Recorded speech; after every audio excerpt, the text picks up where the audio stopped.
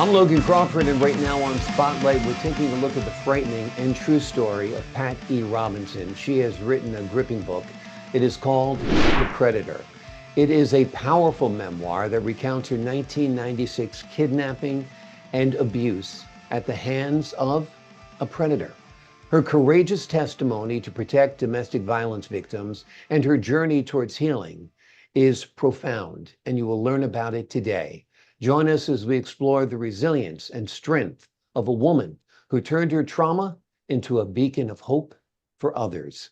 We're delighted to have this very talented author join us here today on Spotlight. We thank the team at Prime 7 Media for helping us put her in the spotlight today. And we ask viewers like you to support authors like her by subscribing to our channel and by purchasing her remarkable book. The links are below this interview. Pat, thanks so much for being our guest once again here today on Spotlight. I am so honored, Mr. Logan Crawford. I enjoy your shows and I appreciate all that you do and your interest for my book. Thank you. Well, I appreciate your time and I appreciate your energy and effort to get out there and put your story out there to help others. I know it must have been difficult to write about, but I guess helping others avoid similar situations was at least in part your motivation, right? It was. That's the whole purpose, I think, for what I had to go through. And even though it was really difficult to write, in the end, I know that it is helping people. I hear a lot of times about the book and it brings people to realization that it happens and we need to talk more about it. Those are the things that we don't do. I think the predator then gets the chance to, he is the one who makes it okay because no one talks about it. Exactly. Let's turn the clock back to 1996. What happened? At one particular time, I was actually working for the government, and it was a very, very snowy day. In fact, we were expecting just an avalanche of snow, and the people were on their way home. The interstates got really crowded with cars. At that time, I'm 30 miles away from where I worked, and so I got off the interstate and got my, I thought, okay, I'll spend my time here until the traffic gets a little easier to get home in. And when I did, something happened that I lost my key, which was caused me to call my son and say, I will need a ride home. So I'm going to get my nails done and I will call you when I get those done and you can pick me up. And that was our agreement. However, the owner of the nail shop went out and actually found the key. This was just one key that I held in my fingers in a car that I was in that I had to rent because the predator had taken my car. So the thing is that I'm not good with keys, but purposely I was holding it.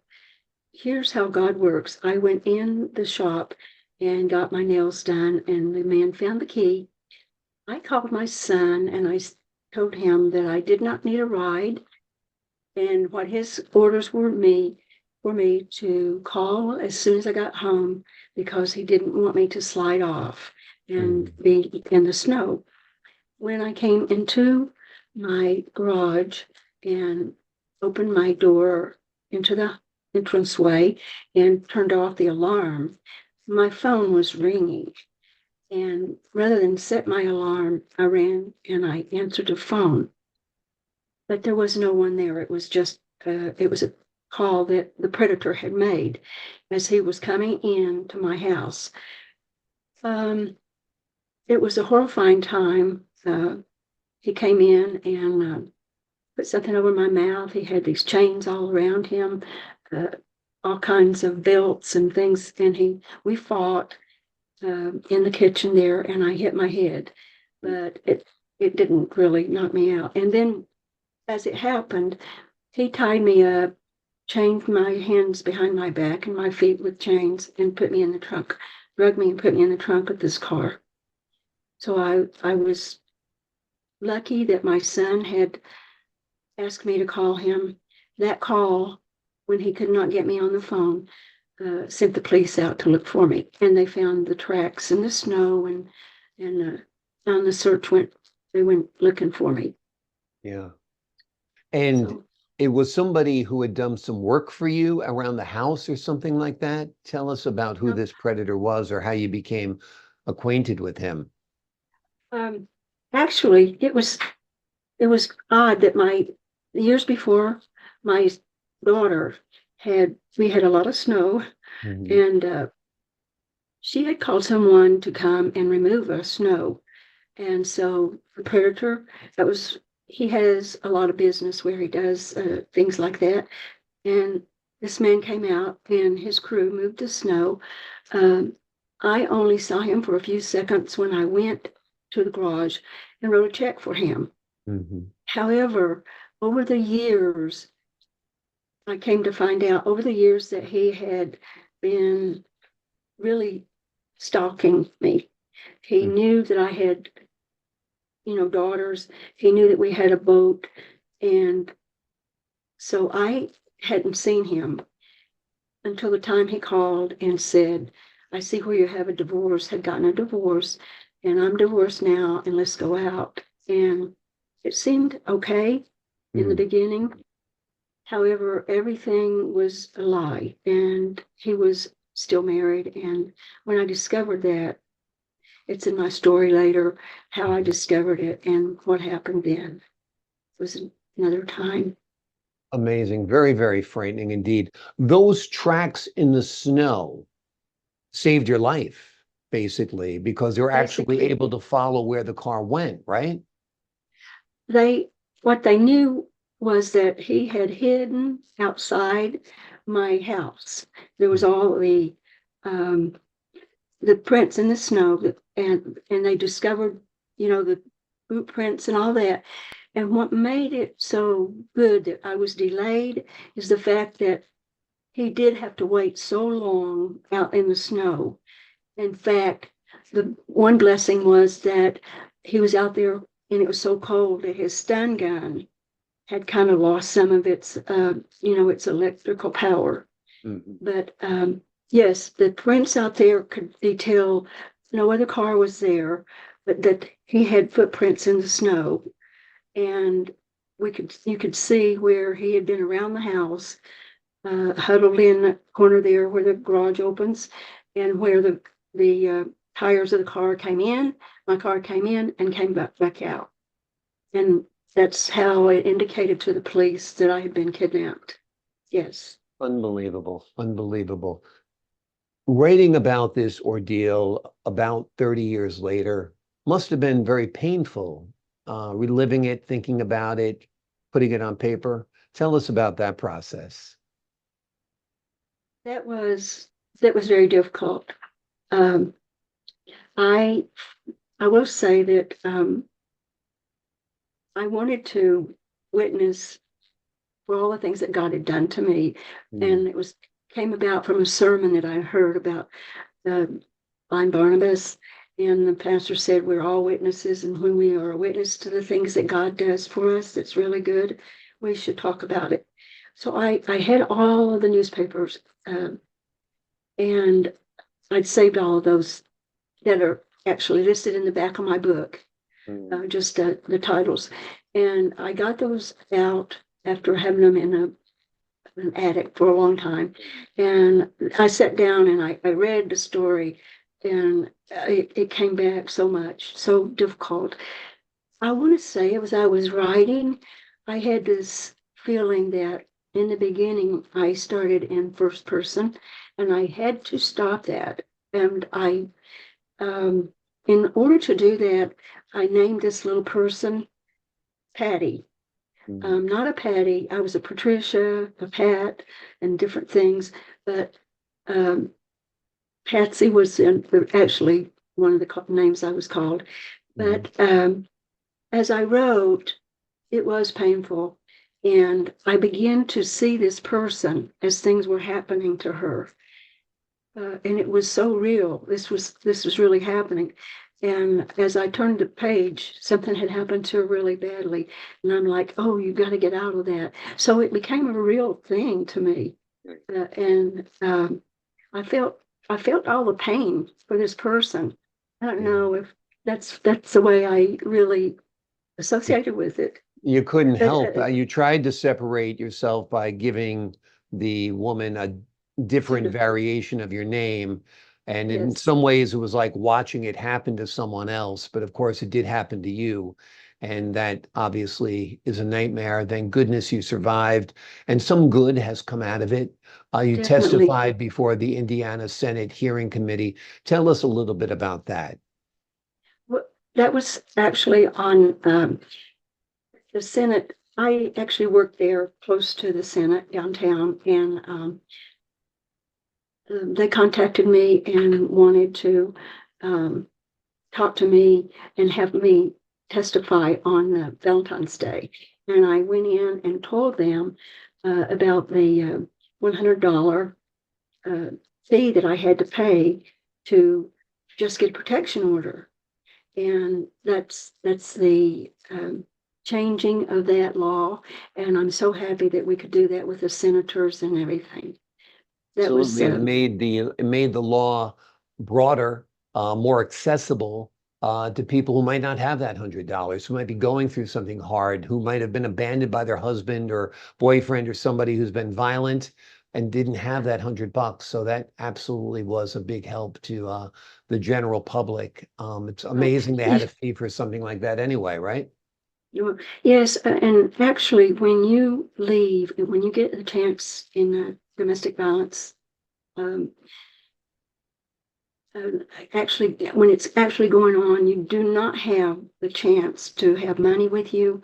If you're going to get away, there are ways to plan for it, but sometimes you don't have that plan. You have to have, your social security card, your driver's license, your money, and you don't have that. You're just on your Right. own. You run for your Exactly. life and you leave everything. Exactly, exactly. So you did great work there. Anna Quindlen has been an influence on you. Tell us a little bit about that encounter. I was with a dinner meeting um, with her, and which was talking with her. Very amazing person, very nice. And I told her some of the things that was going on with me, and Mm, she encouraged me definitely. She said, "Oh, you need to write that. You need to write something that is so astonishing, how you escaped out of everything and how God took care of you." And she really gave me that inspiration to do that. It was wonderful to hear her encourage me. absolutely, absolutely. How God took care of you. That's a part of your story as well. Your faith, your resilient spirit. Tell us a little bit about how God helped you during this time and afterwards. Well, I would say that during the time he was with me the whole time, and the things that I saw and that I experienced, uh, it's really not a normal type of thing that goes on in your life. I have been close to God in all my life, and I've had dreams that came true that warned me when my family were going to be um, in danger. And but at this time, when I had absolutely no help, and I thought that in this one particular time I was chained and taped with my arms completely around me, and I was sitting in a dark uh, place in this garage, and the man um, had a car that he was going to open the trunk and put me in. And to do that, he walked to the front of the uh, building and got a key. And as he walked back, I knew I was going in that trunk of that car, and maybe he would set it on fire. He was really so evil. I actually just thought I was going to pass out from the fear. And when he came back to the back of the car to put the key into the trunk, the key disappeared. Mm. The key actually disappeared. Now, I don't know what happened to it, but he realized that I had seen that, and he came furiously at me. He came furiously across this concrete floor in this place, and I'm sitting down here, and I'm thinking he's going to kill me now. And all of a sudden, the voice was, "Deliver us from evil." Mm. And I want to say it's hard to believe that. It was so real. It was so true that he stopped. Mm. And that's what God does. And sometimes we don't recognize it. We don't recognize that he is right there with us all of the time, and he cares. And there was no one else. No one even knew where I was. And I was, I was, the man just stopped, and he was standing there for a long time before he did anything else. And I Mm. know that was the one thing that saved me there. Amazing. Amazing. He was such a maniac. You got to wonder if he did this to others, right? Yes, and actually he did. He told me a couple of times he beat somebody up and left them by the road, some lady. Another time he actually did his wife this way.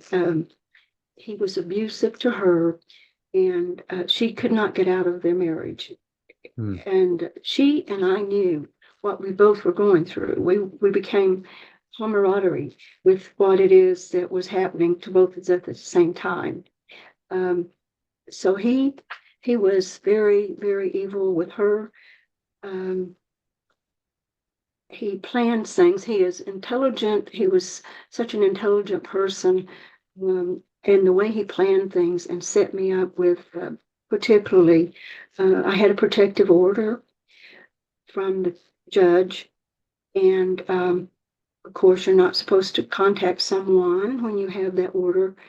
And I was called into court, and the judge dissolved my protection order because they presented this evil guy presented a report from the telephone company that showed my phone calling his house. And I was Mr. Carson, I was stunned, and I was like, this is unbelievable. Mm. A few days later, I do want to say that rain came and my phone wouldn't work. My phone at home wouldn't work. I Mm. called the telephone company, and they came out, and the man was checking the phone on the outside of my door on my patio, and he said, "Ma'am, there is a handheld unit here tied into your phone." And what had happened, this guy had actually had that, he put that in, and then he drove by and made the call from my house to his house. And so I had no protection order. It was, I, I finally understood when the man told me this, and I'm like, but God is still with me because I would have never known how that happened to me. And Unbelievable. So this happened before the abduction. This was his harassment and stalking of you before he actually took you and chained you and abducted you and kidnapped you, right? there were several times that he actually kidnapped me and had me chained. The one that we talked about was the major last one. Yeah. So yes, he did. He was untouchable by the law because he had been involved in illegal machine guns. Mm. So it was. I will say this: it is a horrible story. It's hard to believe. It's hard for me to think. How did I survive? I do want to say this. I I went through this. I'm a very strong person. Came from a domestic violence home, but I did not live in it. My great aunt and uncle took care of me, but my other siblings did. And when I became 21 years old, I went to another state and got my mother and my sisters because I realized they were in a domestic violence situation. Now, this is before I had anything happen to me, but I know that I was so strong in thinking I was taking care of everybody that Mm. when this happened to me, I wasn't strong, and God was the one that came in. And I think I had to go through it because I think I needed to be able to express this. My desire was given to me from God to really let people know and help them to get out of it. And my book, I give my books to people who don't, don't have the money to buy one because I know that they need it after talking to them. It is to go to the people who need to know that there's hope and there's ways to get out and that it will be okay. There's so many things that people need to understand that the book has in it because it talks about the consequences of domestic violence, to take the steps to get out. It talks about learning the effects of children in a domestic violence home that lasts a lifetime. 50% of people, boys usually, in a domestic violent home become domestic violent. So it's a generational thing. It's very, um, it's around the world. Yeah. Yeah, absolutely. So People who were abused often become abusers themselves. So it is generational, as you say. Was this guy ever brought to justice? Was he ever convicted? Was he ever put in jail or prison? I'm glad you asked that. Uh, I was really just rescued 1 mile outside of my county, and that made my whole world turn into a better place. Um, that was the beginning of this was in the front of a police station that I jumped out of the car and was drugged in the snow. And it turned everything around because they were so upset that all this was happening to me, and they asked me some questions, and I told them just what we talked about, that he was involved in the illegal weapons, and I was just helpless for 4 years. And immediately they called the FBI. So that came into play, and um, he went on the run, but it for a long time it was frightening for me and my family and my grandchildren. Um, it, Absolutely frightening because you're worried that he's going to come back if he's out there he's free, right? yes. Yeah. He is he's got a vengeance to him that is unreal. Eventually, the FBI caught up with him. They did, and your question was, I'm sorry, did he go to jail? There was a federal court hearing for him in which I testified. I had seen his guns. I discovered him in his home. And I also saw him actually go out and shoot them. And he actually brought some to my house. He had silencers and things of that sort. Um, and so after the trial, he was incarcerated, and I was in protection for that. Um, when he got out, the prosecutors um, promised that he would be tried for 2 official kidnapping charges, not even naming the zillions of others, and the charges were dropped because Crazy.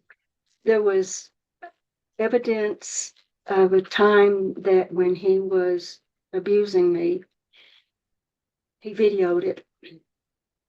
And the videos, he when he was on the run, he made 40 some copies of the videos, and those were confiscated when they caught him.